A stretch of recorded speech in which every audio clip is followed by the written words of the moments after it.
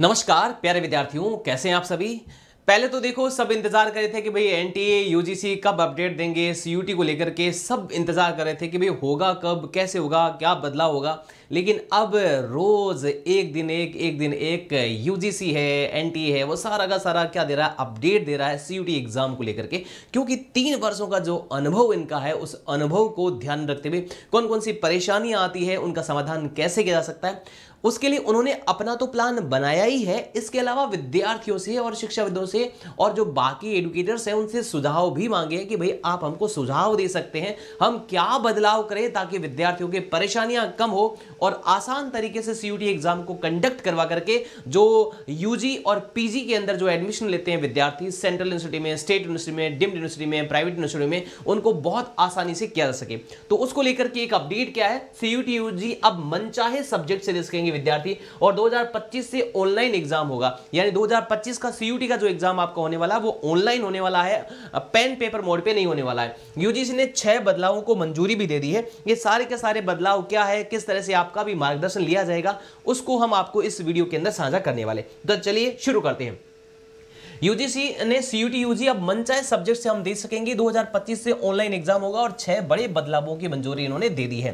2025 से common university entrance test जो CUT UG level के लिए जो एग्जाम है, सारा का सारा अब क्या होने वाला है, सीबीटी मोड पे होने वाला है, यानी कंप्यूटर बेस्ड पे होने वाला है। और इसकी जानकारी किसने दी है, यूजीसी के जो चेयरमैन है, वो यूजीसी के चेयरमैन एम जगदीश कुमार जी ने हाल ही में एक इंटरव्यू के दौरान इसकी जानकारी दी है। उन्होंने ये भी कहा है कि आप स्टूडेंट को 12वीं के सब्जेक्ट के अलावा दूसरे सब्जेक्ट में सीयूटी यूजी के एग्जाम दे सकेंगे। कई बार विद्यार्थियों की बड़ी परेशानी आती थी और सबसे ज्यादा परेशान करने वाली यूनिवर्सिटी जो है दिल्ली यूनिवर्सिटी, वो क्या कहती है कि भाई जो 12th में आपके सब्जेक्ट होने चाहिए थे ना, हम उसी के अंदर आपको पार्टिसिपेट करने देंगे, अदरवाइज नहीं करने देंगे। बेचारे विद्यार्थियों को बाहर कर देते थे। अब हो सकता है उसको भी अपनी यूनिवर्सिटी को अपने जो रूल रेगुलेशन उसमें भी बदलाव करना पड़ेगा। यानी 12वीं के सब्जेक्ट के अलावा दूसरे सब्जेक्ट में भी सीयूटी का एग्जाम आप दे पाओगे। अगर मान लो कि एग्जाम्पल के लिए आपने मैथ्स ले रखी है 12th के अंदर, आप बायोलॉजी के अंदर या अन्य सब्जेक्ट में सीयूटी का एग्जाम दे सकोगे। इसके अलावा एम जगदीश कुमार जी ने यह भी बताया कि एक्सपर्ट पैनल ने एग्जाम का रिव्यू करने के बाद में कुछ बदलावों की सिफारिश की। पैनल ने पेपर का स्ट्रक्चर, पेपर की संख्या, एग्जाम के टाइम और सिलेबस जैसी कई चीजों में विचार करने के बाद में ये बदलाव के सुझाव दिए। उसके बाद में यूजीसी में हाल ही में मुंबई में हुई मीटिंग में इन बदलावों को मंजूरी भी दे दी गई है। कौन कौन से बड़े बदलाव हुए हैं उसकी जानकारी भी ले लीजिएगा। सीयूटी यूजी एग्जाम में 6 बड़े बदलाव। 2025 के एग्जाम केवल सीबीटी मोड पर होगा। 2024 में हाइब्रिड मोड पर हुआ था, कैंडिडेट को बड़ी परेशानी आई थी। अब क्या है, कैंडिडेट वह सब्जेक्ट भी चुन सकेंगे जो उन्होंने 12th में नहीं पढ़ रखे। यानी सारे स्टूडेंट जिन्होंने 12th में वो सब्जेक्ट नहीं पढ़ रखे लेकिन सीयूटी का एग्जाम उसमें वो दे सकेंगे, ये सहूलियत उनको दी गई है। पेपर की जो संख्या थी 63 से घटा करके 37 कर दी गई है और हटाए गए सब्जेक्ट में एडमिशन के लिए जनरल एप्टीट्यूड टेस्ट जीएटी के स्कोर के आधार पर दिया जाएगा। यानी जो जनरल टेस्ट था उसका नाम जीएटी कर दिया गया है, उसके आधार पर एडमिशन दिया गया है। किस एडमिशन दिया जाएगा, किस में दिया जाएगा, जिन सब्जेक्ट को हटा दिया गया है उनमें अगर आपको एडमिशन लेना है तो आपको जीएटी का एग्जाम देना होगा।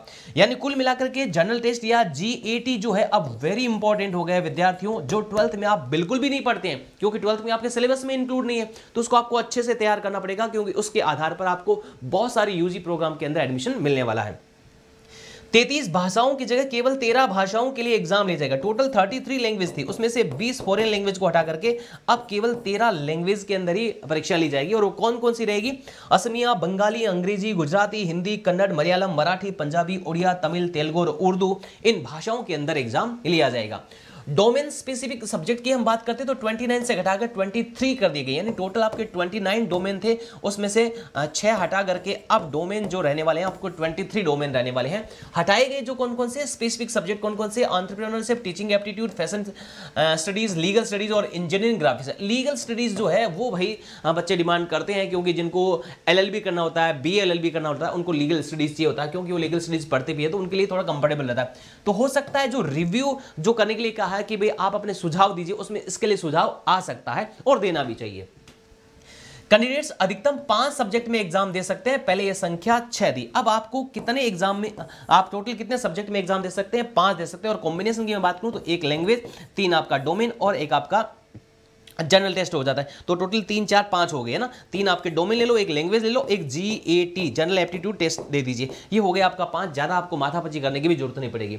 हर सब्जेक्ट के लिए 60 मिनट का समय मिलेगा, सारे सब्जेक्ट के लिए अब आपको 60 मिनट का समय मिलेगा। पहले समस्या क्या थी, कुछ सब्जेक्ट के लिए 45 मिनट का समय था, कुछ के लिए 1 घंटे का था, और प्रत्येक सब्जेक्ट के पहले सब्जेक्ट में 45 से 60 का अलग अलग था। एग्जाम में ऑप्शनल क्वेश्चन नहीं मिलेंगे, पहले आपको ऑप्शन मिलता था, अब CUT UG में 50 क्वेश्चन आएंगे, 50 के 50 आपको अटेम्प्ट करने होंगे, सभी सवाल अनिवार्य होंगे। UG एग्जाम का समय 105 मिनट में से घटाकर 90 मिनट कर दिया गया है। ये PG का भाई, UG का नहीं होना चाहिए। और ये रही बात पूरी जानकारी। M जगदीश कुमार का कहना है कि 2025 से एग्जाम CBT मोड पर ही होगा और ये दूसरे की तुलना में ये मोड ज्यादा रिलायबल और सिक्योर है। मनचाहे सब्जेक्ट चुनने का मौका भी दिया जाएगा ताकि स्टूडेंट को हायर एजुकेशन में कोई भी स्ट्रीम चुनने का मौका मिल सके। ऑप्शनल क्वेश्चन हटाने को लेकर उनके इंटरव्यू में कहा था कि जब सवाल ऑप्शनल होते हैं तो बच्चे को बड़ा कंफ्यूजन होता है कि किसको करे किसको नहीं करे, और डिफिकल्टी लेवल भी अलग अलग हो सकता है। CUT एग्जाम पहली बार 2022 में हुआ था, आपको पता है, और 15 जुलाई से 30 अगस्त तक कई शिफ्ट में हुआ था, और इसे चलते फाइनल रिजल्ट की मार्क्स का नॉर्मलाइजेशन करना पड़ा था। 2024 में हाइब्रिड मोड भी हुआ था, और अब पूरा का पूरा किस पे होने वाला है, CBT मोड पे होने वाला है। जगदीश कुमार जी कहना है कि हम पिछले साल के अनुभवों को सीखते हुए आगे सुधार करें, जल्द ही पब्लिक डोमेन लाया जाएगा जिसमें फीडबैक के बाद में नोटिफिकेशन भी जारी किया गया। अच्छा, जिन्हें जल्द ही पब्लिक डोमेन यानी आपसे फीडबैक भी लिया जाएगा, आपको अपने फीडबैक भी देने हैं। CUT के जरिए देश की सेंट्रल यूनिवर्सिटीज में मिलता है एडमिशन, कहां पर, सेंट्रल यूनिवर्सिटी में। उसके अलावा स्टेट यूनिवर्सिटी में, डीम्ड यूनिवर्सिटी में, और कुछ प्राइवेट यूनिवर्सिटीज है। लगभग बात करें तो 250 से ज्यादा यूनिवर्सिटियां CUT के माध्यम से एडमिशन देती है। 2022 में DU जैसी संस्थाओं में 12वीं के मार्क्स के आधार पर एडमिशन होता था।